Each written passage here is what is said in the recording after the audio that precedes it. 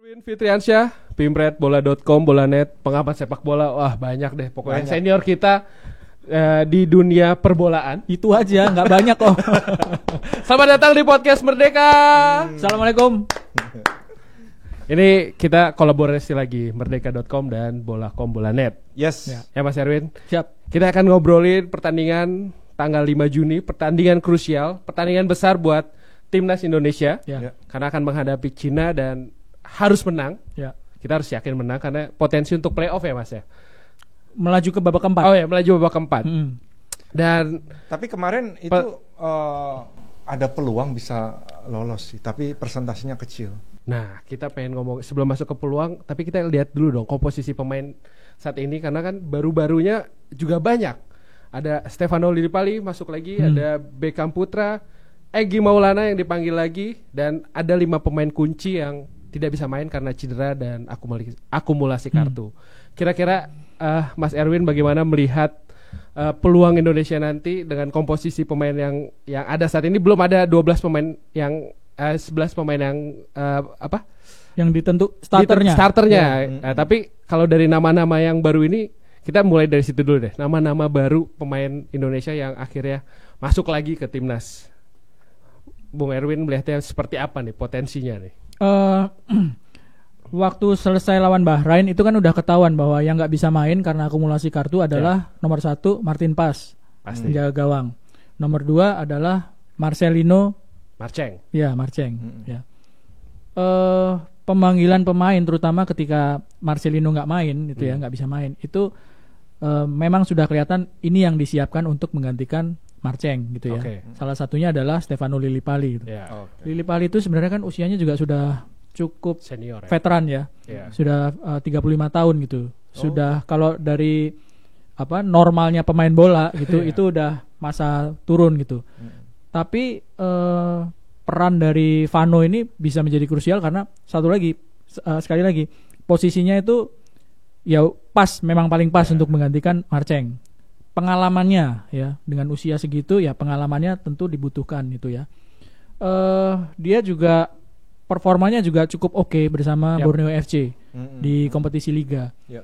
Borneo itu ada di posisi 4 ya, terakhir waktu Liga 1 selesai ada di posisi 4 dan dia cukup sering menjadi starter dan menjadi pemain penting gitu. Jadi pemain-pemain yang memang disiapkan ya si Vano ini untuk menggantikan kalau misalnya slotnya Marcelino ini nggak ada ya Vano pas. Tapi tergantung kan nanti apakah dia fit atau tidak. Selama masa persiapan ini dia dinilai sudah bisa matching apa belum sama teman-temannya yang lain yang sudah ada di tim gitu ya.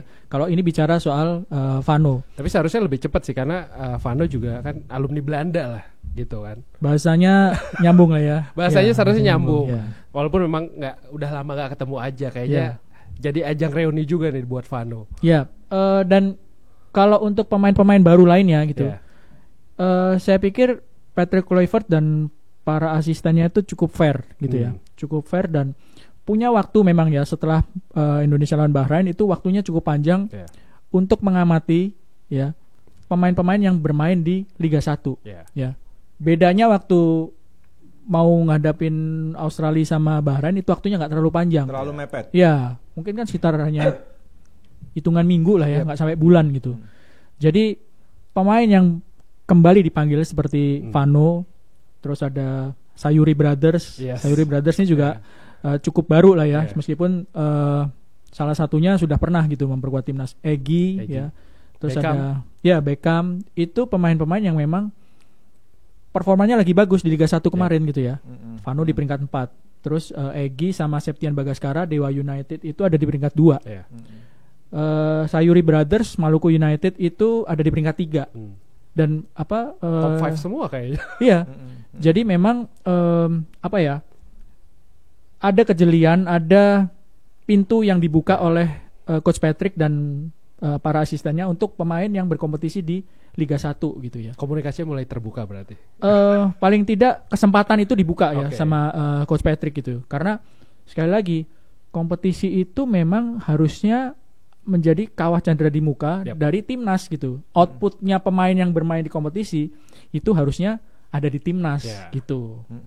Soal peluang menang absennya si Marcelino ya. Sebenarnya kan ini pemain kunci banget nih, Mas. Kalau kita lihat ke belakang sedikit pas lawan Arab Saudi kan penentu. Lawan pas Bahrain kemarin asisnya Ya. penentu. Nah ini nanti apa ya? Nggak adanya Marcelino gimana nanti? Siapa yang support Ole? Oh, nggak ada lagi yang gini nih. Kalau pasti ngegolin lah, gue optimis. Iya. Yang jelas nggak ada yang duduk di bangku setelah ngegolin. Karena Marcelino kan gayanya gitu.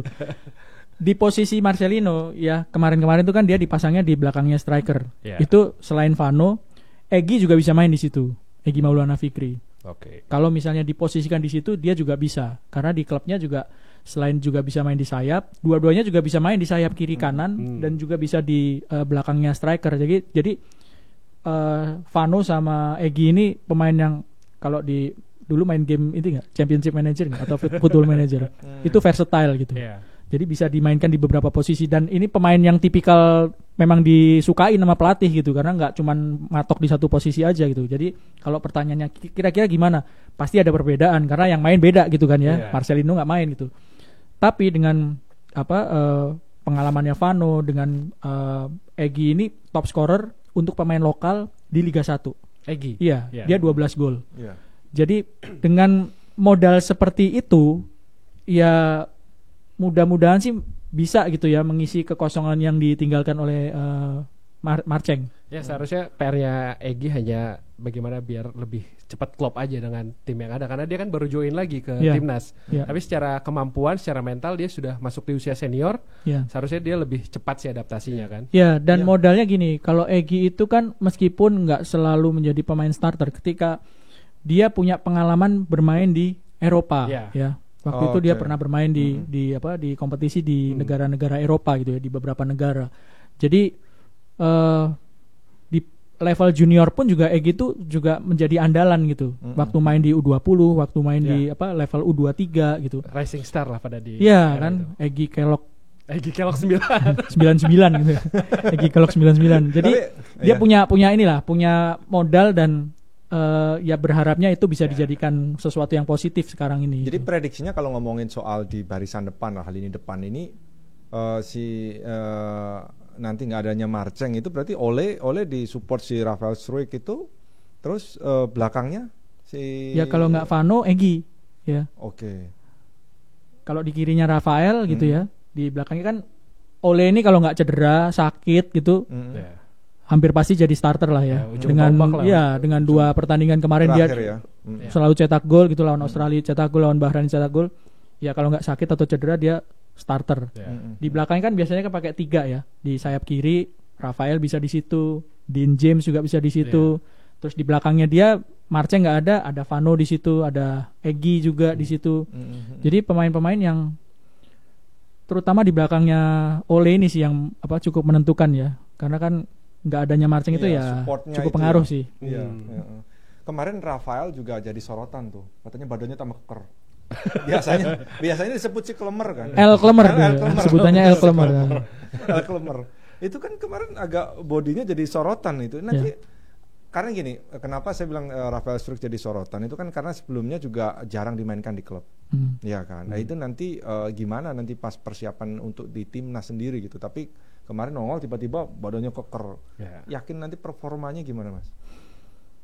Rafael ini juga sebelum ada Ole dia kan jadi striker ya. Betul. Tumpuan betul itu. Iya, dan jadi salah satu Mesin pencetak yang gol. yang ditunggu-tunggu. Ini udah beberapa kali dijadiin striker, jadi starter, tapi kok golnya nggak lancar-lancar banget gitu ya.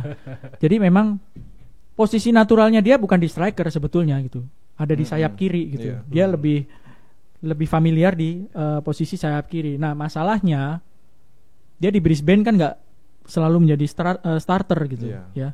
Bagaimana dia bisa membuktikan di masa latihan ini, kan latihannya sekitar 2 minggu lah ya, sama di Bali kemarin kan.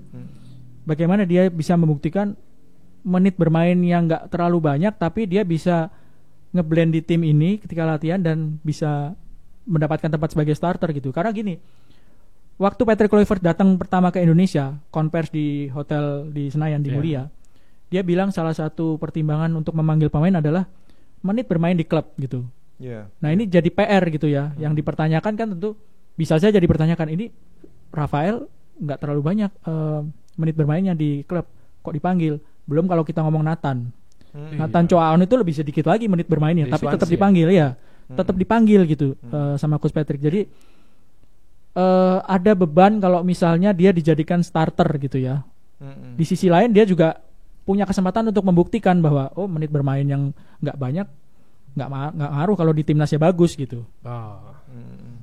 Ya, bisa dua sisi mata uang. Coach Patrick juga agak dilema sih. Mungkin ya. Karena gini, Nathan sama Rafael itu kan bagian tim ini sudah cukup lama, menjadi bagian tim ini sudah cukup lama. Istilahnya kan Coach Patrick datang, kerangka timnya kan sudah ada. Ya. 70-80% itu peninggalan dari Coach STY sebelumnya gitu. Jadi dalam situasi butuh poin ya kan, lawannya lawan berat, cukup riskan kalau misalnya ini mereka ditinggalkan terus panggil pemain baru gitu. Kecuali kalau uji coba.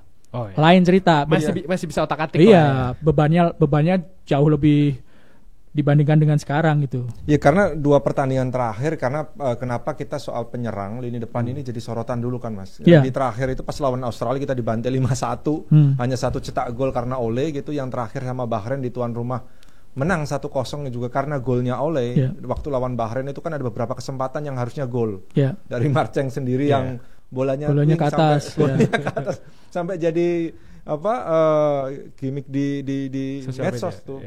Plus Eliano juga gagal gitu. Artinya memang PR di lini depan kan juga dengan materi pemain yang ada sekarang sebenarnya nggak banyak pilihan juga kan. Nggak banyak pilihan ya, makanya tadi saya bilang kalau Ole itu fit ya dia hampir pasti jadi pilihan utama gitu ya. Kecuali kalau misalnya amit-amit pas lagi pemanasan dia cedera gitu kan ya, atau pas lagi persiapan dia sakit gitu. Nah itu beberapa hari berat. Ini memang jadi penentuan lah untuk dimonitoring para pemain.